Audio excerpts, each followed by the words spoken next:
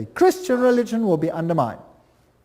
Now another organization comes in, this is called the Finhorn organization, and they promote ecological health and prosperity. Have you heard much about ecology in the world today? Yes. Now again, we have to find the links. You always have to do some detective work. Because Francis, this is Francis of Assisi, connected with nature, Pope John Paul II named him the patron saint of ecology. Now, St. Francis was the roommate of Ignatius Loyola, the Jesuit founder, just for interest's sake. It is on St. Francis Day that thousands of people flock to St. John the Divine, oh, how boring, Cathedral for the blessing of the beasts. Also, occultist Robert Miller, that's now the Under-Secretary General of the United Nations, former one, informs us that Francis has been declared patron saint of the United Nations. The Pope does it, United Nations follows. Who's really in control? The Pope. And there he is. If you want to, you can pray to him. If you don't want to, you can ignore it. The UN Secretary General U Thant formed the organization Planetary Citizens with New Age activist Donald Keyes. Now we're getting the links. There's the top man of the United Nations with Donald Keyes. Planetary Citizen is now a global government organization within the UN specifically devoted to preparing people for the coming of a new culture. Now let's go on with Donald Keyes. He's together with U Thant. Donald Keyes has been actively involved in Finhorn. Have you got the link?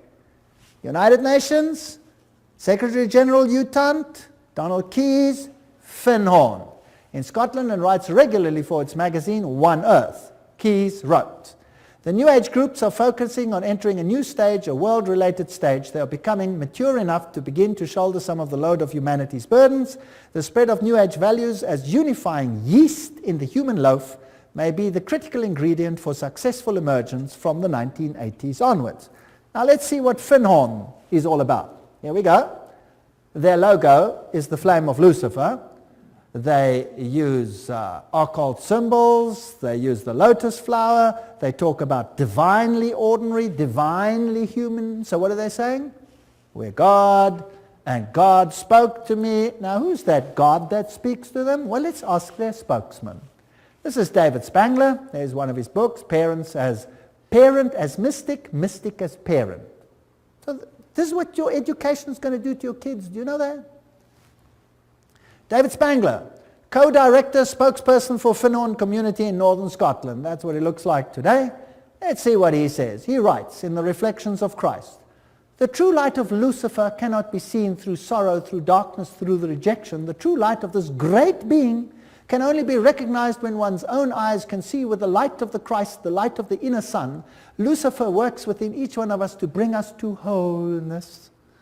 And as we move into the new age, which is the age of man's wholeness," they love that word, wholeness, "each of us in some way is brought to the point which are termed Luciferic initiation.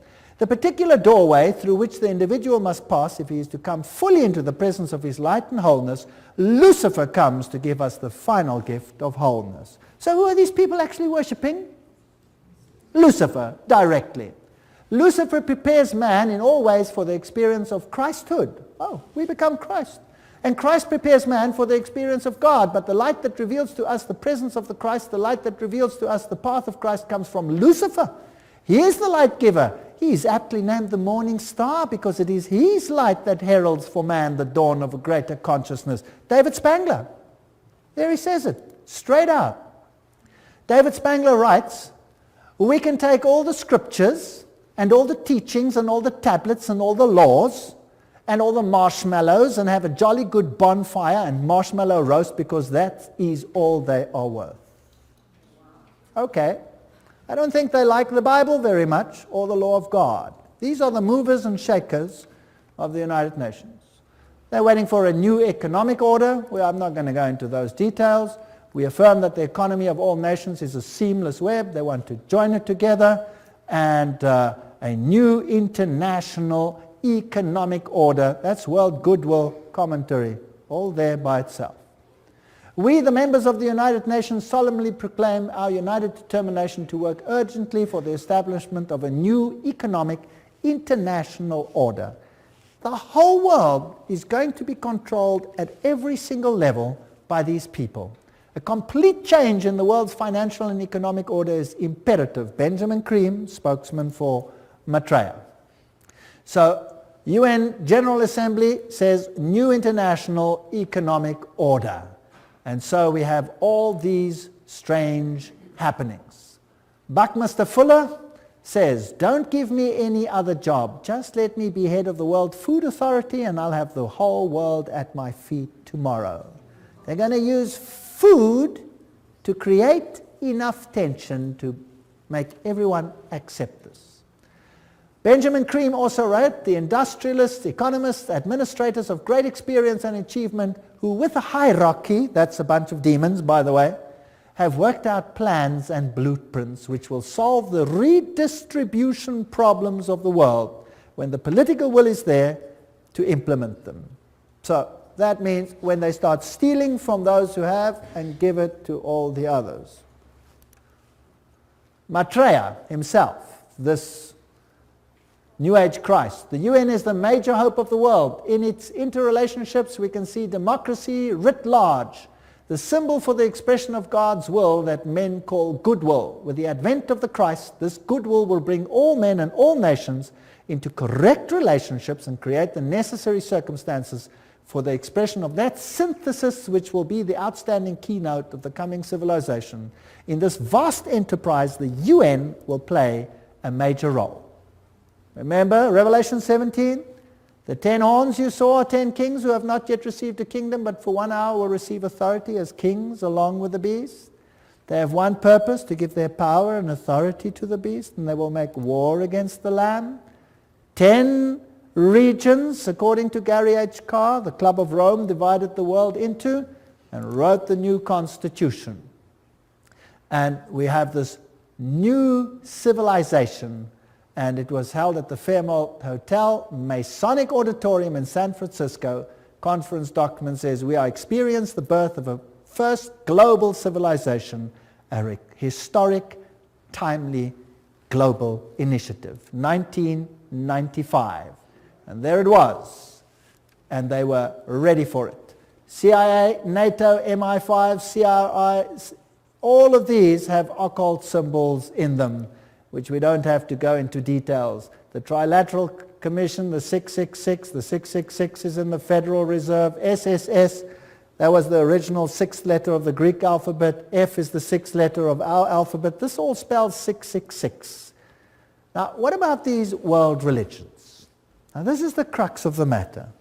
And if we can concentrate on this issue tonight, this will be the hub of what is going to happen. Was it not inevitable that the UN would sooner or later also acquire a spiritual dimension? That's what Robert Miller says, the big man behind world education, world media, University of Peace, all of these things. Robert Miller writes, there's a famous poster which shows Christ knocking at the tall United Nations building, wanting to enter it. I often visualize in my mind another even more accurate painting, that of the United Nations, which would be the body of Christ. Interesting. Doesn't Christ say, my kingdom is not of this world? So this is another kingdom, and this Christ is definitely not Jesus Christ. He then refers to Pope John Paul said that we are stone cutters and artisans of a cathedral which we might never see in its finished beauty. This is Masonic language that Pope John Paul II is talking about. The tapestry of its work encompasses the total condition of humankind on this planet. All this is part of one of the most prodigious pages of evolution. It will require the detachment and objectivity of future historians to appraise fully what happened in the last third of our century and to understand the real significance of what the United Nations was. No human force will ever be able to destroy the United Nations. Very interesting. For the United Nations is not a mere building or a mere idea. It is not a man-made creation. This is Robert Miller speaking, former Under-Secretary General of the United Nations. If it wasn't man-made, then who made it? Who made it if man didn't make it? Well, they told us who the leader is in so many words. Who is he? Lucifer. Okay. The United Nations is the vision light of the absolute supreme Masonic signal language, which is slowly, steadily, and unerringly illuminating, you know the buzzwords by now, the ignorance, the night of our human life. The divine success and supreme progress of the United Nations is bound to become a reality. At his choice hour, the absolute supreme will ring his own victory bell here on earth through the loving and serving heart of the United Nations. Wow, this is a bomber. He's going to ring his victory bell. Thank you, Robert Muller. What else do you have to say on the issue? Decide to open yourself to the potential of the human race, to the infinity of your inner self, and you will become the universe at long last, your real divine self. That really puts it all in the picture. I'm more and more drawn to some of the very simple but extremely important teachings of the Christ and of all the great prophets and visionaries. I'm increasingly convinced that what they foresaw is the beginning to become a reality on the planet, and that humanity is transcending or metamorphosing itself into what those great dreamers and visionaries and prophets envisioned. We're changing. We're going to undergo a change. The world's major religions in the end all want the same thing. Do they? Even though they were born in different places, different circumstances, what the world needs today is a convergence of the different religions in the search and definition of the cosmic and divine laws which ought to regulate the behavior on this planet. Worldwide, spiritual ecumenism, expressed in new forms of religious cooperation institutions, would probably be closest to the hearts of the resurrected Christ. Thank you. Very interesting. Peace will be impossible, Robert Muller speaking, without the taming of fundamentalism. Through a united religions that professes faithfulness only to the global spirituality and the health of the planet.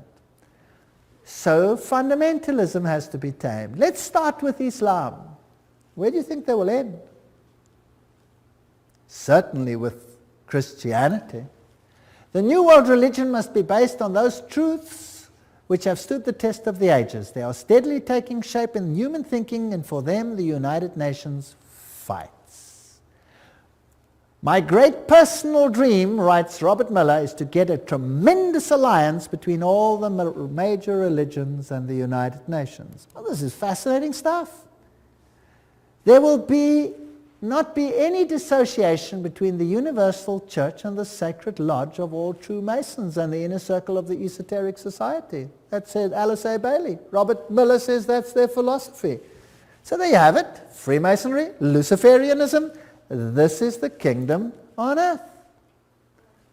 June 1995, an Interfaith Summit conference was held in San Francisco for the purpose of uniting the world's religions into a global organization, the United Religions Organizations, called UR.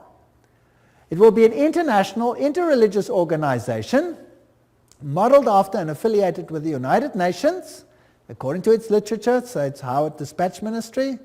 The URO launched its written charter in June 1997. The institution should be fully in place by June 2000, globally operational by June 2005.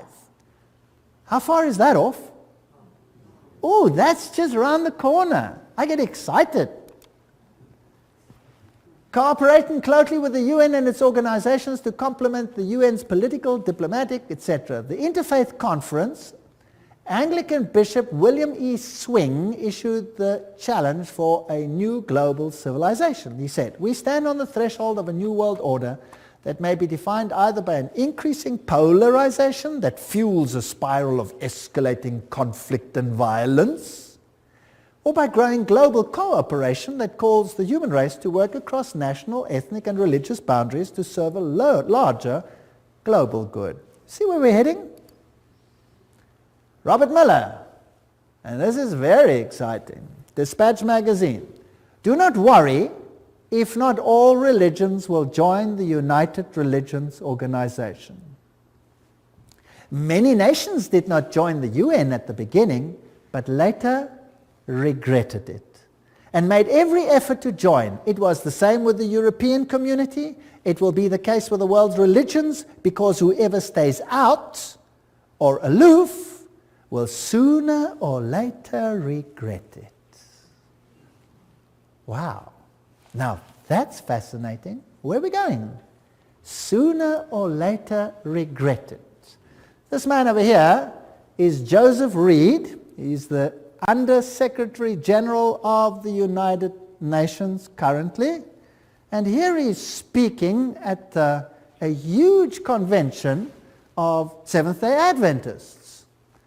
And he's going to tell them exactly who is going to be in control. Let's listen to him. I make this appeal because the United Nations is also your organization, our world organization, your United Nations. Delegates, please remember, the United Nations is the only machinery we have for collective cooperation among all nations. It is the only worldwide institution for furthering development. The United Nations is the only universal mechanism for protecting human rights.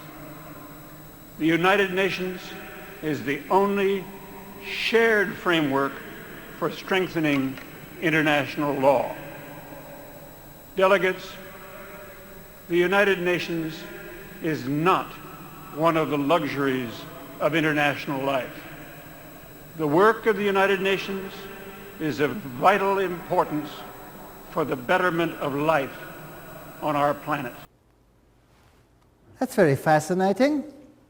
The United Nations is also your organization. It is the only body for this, that, and the other. Now, that's not the speech he wrote. He read it for Kofi Annan, the Secretary General of the United Nations. Now, I have a problem. I don't want to be part of a Luciferian organization. I certainly don't want to be. That's just me, personally. The mystical tradition in the mainline denominations easily interact with those of the heathen religions of the world. Meditation practices, visualization techniques, breathing exercises are now being used to tap into spiritual realm, and such religious leaders as the Pope and the Dalai Lama are very much on the same plane. Discernment Newsletter, 1996. A religion to fit everyone.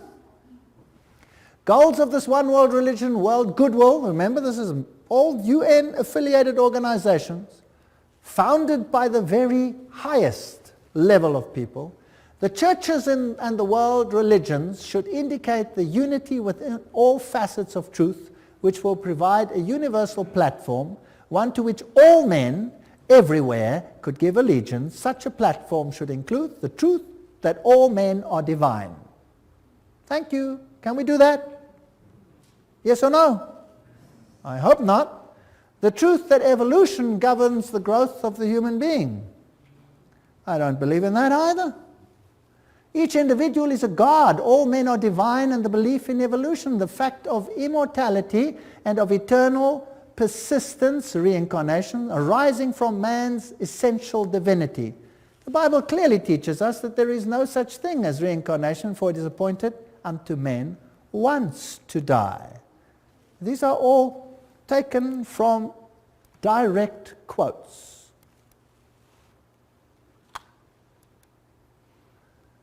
Preparation by men and women of goodwill is needed to introduce new values, new standards, and new attitudes, prepare for a coming world teacher, requirements of a new world order, and a reorganization of social structure. I want nothing to do with that. I want nothing to do with that.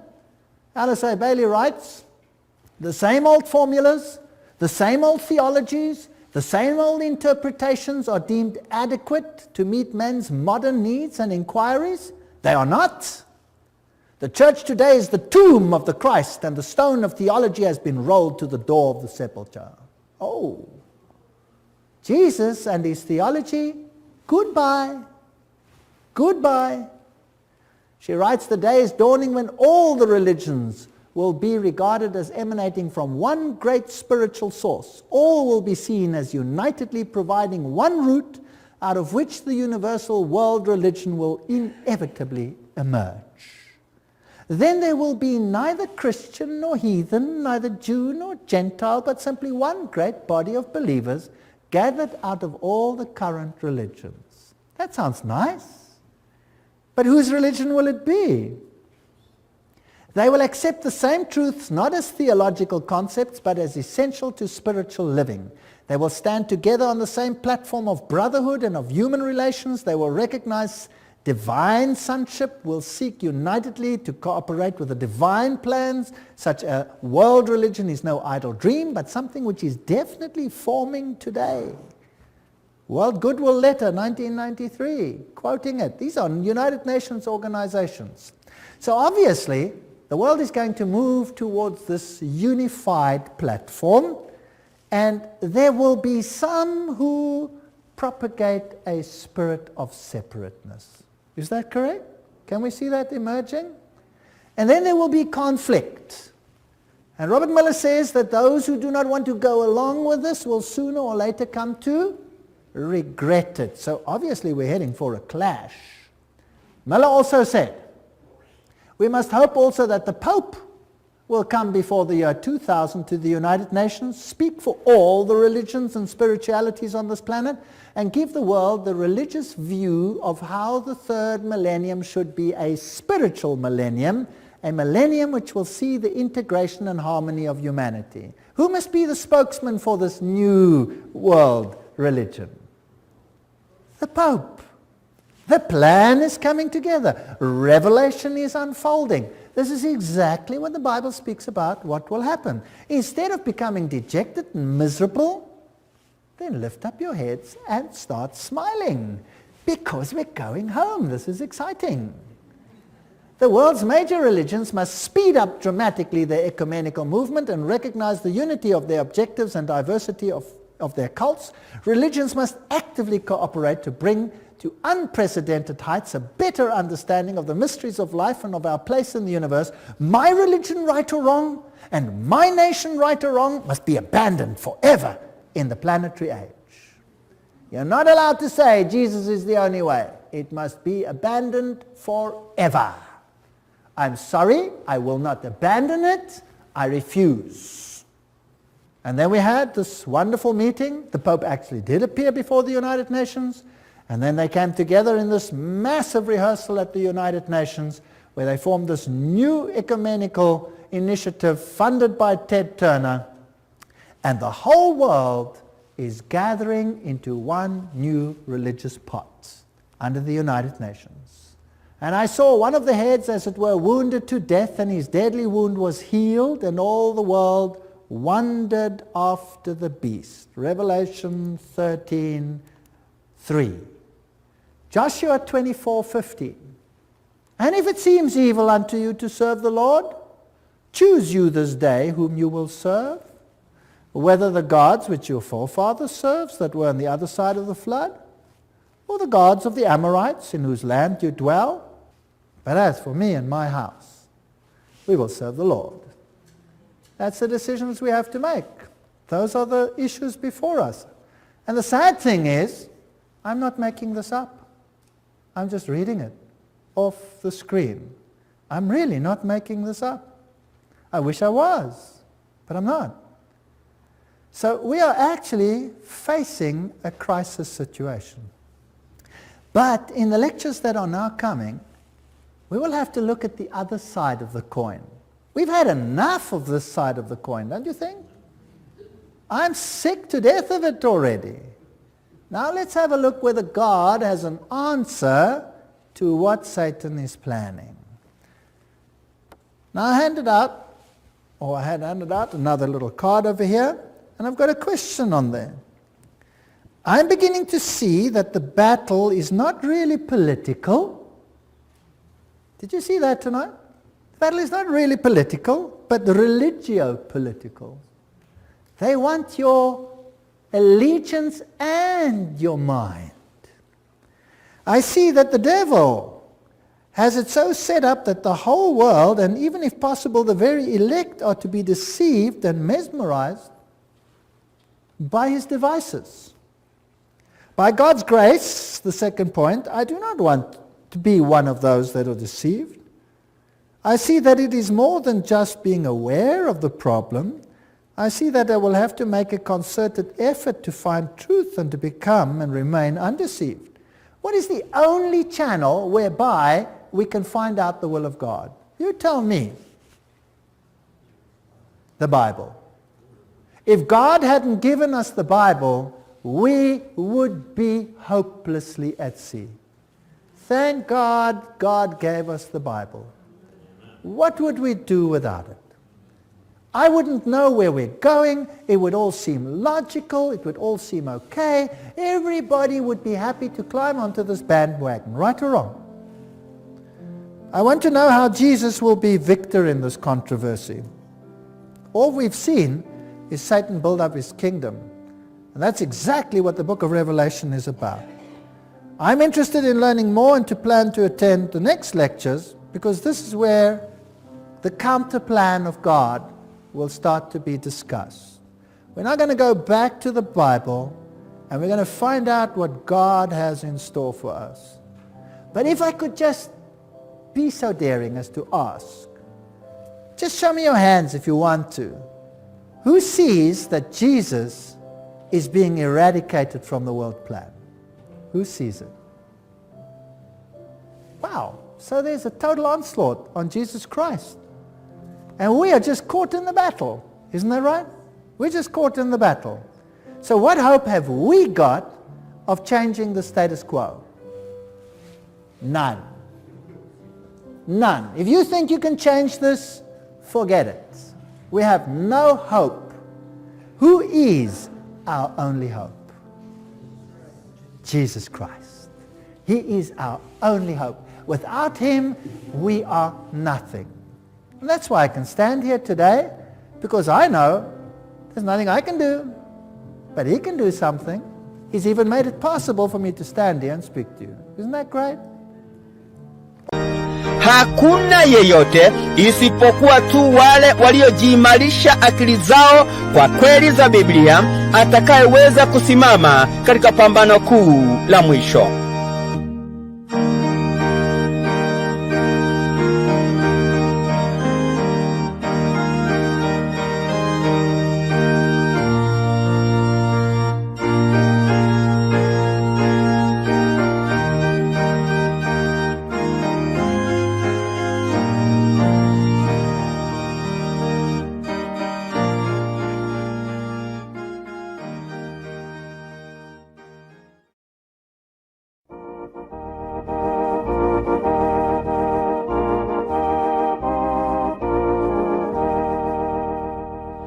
It may be at morn when the day is awaking, when sunlight through darkness and shadow is breaking, that Jesus will come in the fullness of glory to receive from the world his own.